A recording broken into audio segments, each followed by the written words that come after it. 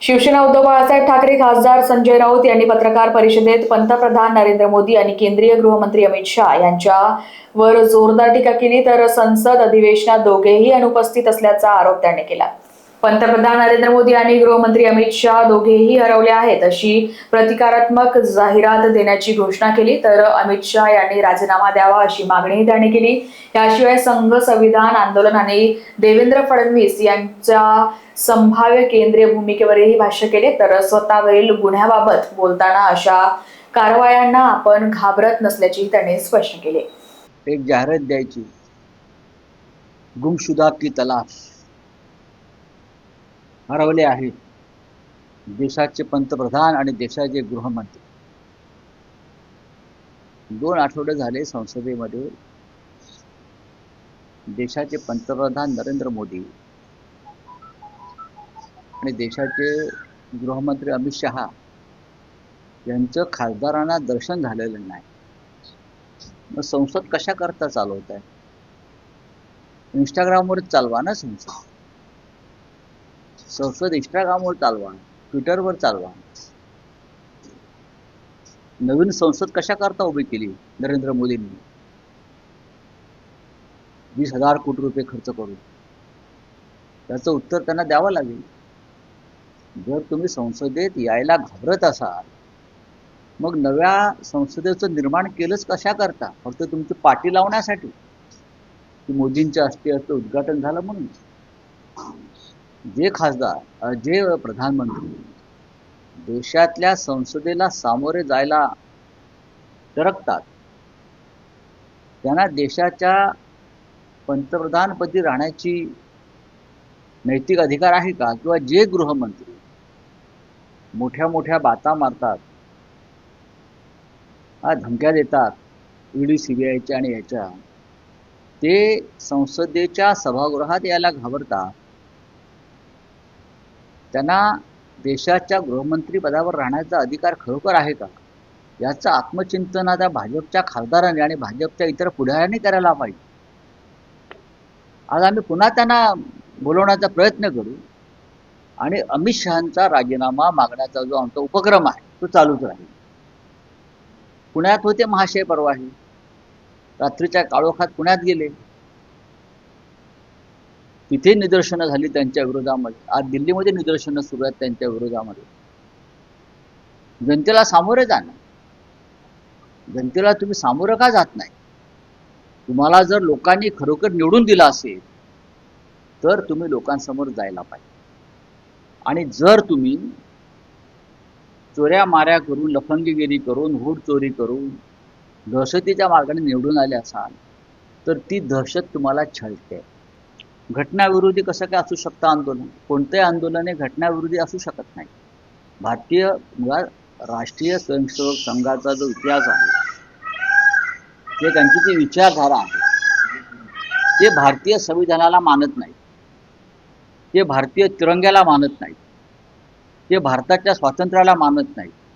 त्यांनी 52 वर्ष आपल्या कार्यालयावर तिरंगा फडकावला नव्हता. ते त्यांना एक स्वतंत्र संविधान निर्माण करायचं आहे, हे सगळ्यांना माहिती आहे.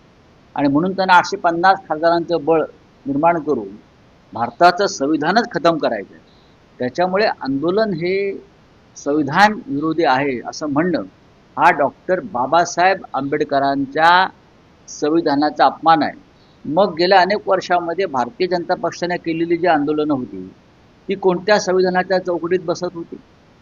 जयप्रकाश नारायण यांचं आंदोलन 1975 हे संविधानाच्या कोणत्या चौकटीत बसत होतं?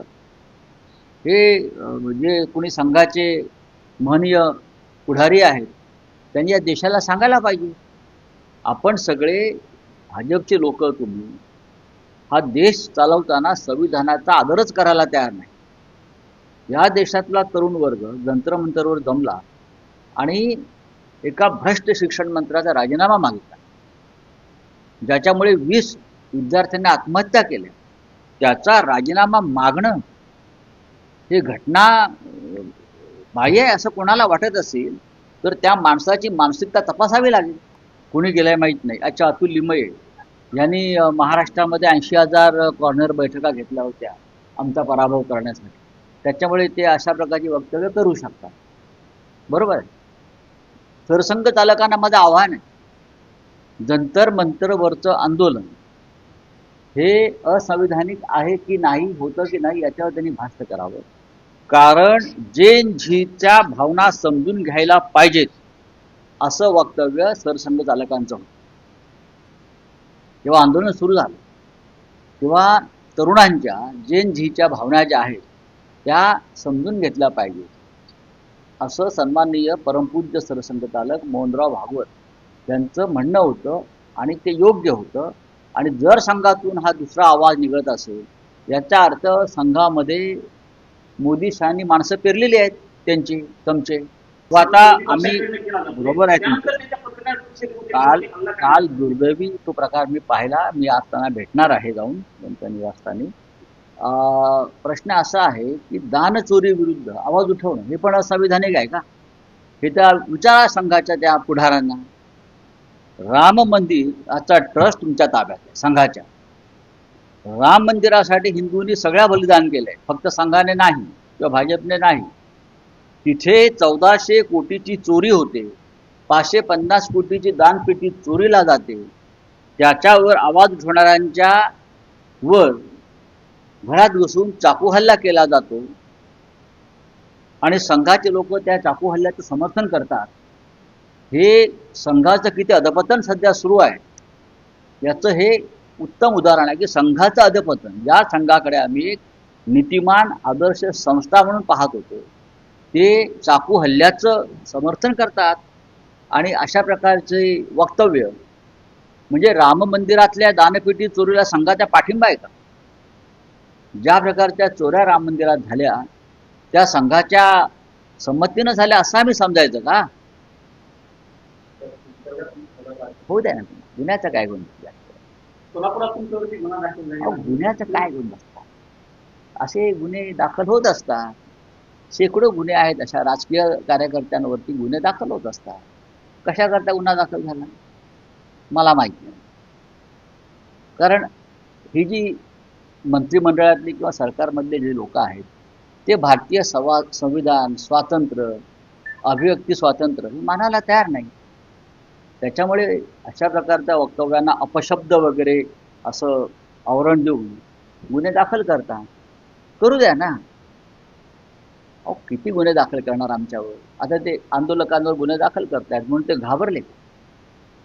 आमचं अख्खं आयुष्य हे गुन्ह्यांशी लढण्यात गेलेलं आहे. बाळासाहेब ठाकरेंची शिवसैनिक आहोत आम्ही. हे सांगा गुन्हे दाखल करणारा मी.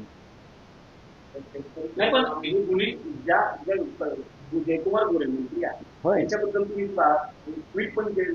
मग त्यांनी माननीय उद्धव ठाकरे यांच्याविषयी जे वक्तव्य केलं बरं का, ते कोणत्या संहितेमध्ये आणि कोणत्या सभ्यतेच्या चौकटीत बसतं? ठीक आहे ना. माननीय शिवसेना पक्षप्रमुख ते राज्याचे माजी मुख्यमंत्री आहेत. ते बाळासाहेब ठाकरेंचे सुपुत्र आहेत. ते शिवसेनेचे प्रमुख आहेत. त्यांच्याविरुद्ध तुम्ही अद्वा तद्वा वक्तव्य करायची आणि त्यांना आम्ही उत्तर दिल्यावर तुम्ही आमचे गुन्हे दाखल करायचे. याला हुकुमशाही म्हणतात. आज सत्ता आहे म्हणून तुम्ही अशा प्रकारचे गुन्हे दाखल करा. उद्या तुमच्याकडे सत्ता नसेल तेव्हा काय होईल याचं त्यांनी आत्मचिंतन केलं पाहिजे. चांगलं आहे. त्यांनी माझ्या आसपास पण फिरू नये, त्रास होईल त्यांना. बरं का? त्यांनी मला ओळखू पण नाही. जर त्यांनी कोणी ओळखायचा प्रयत्न केला तर ते अडचणीत येतील. Bureau report, Lokvahini media, Delhi.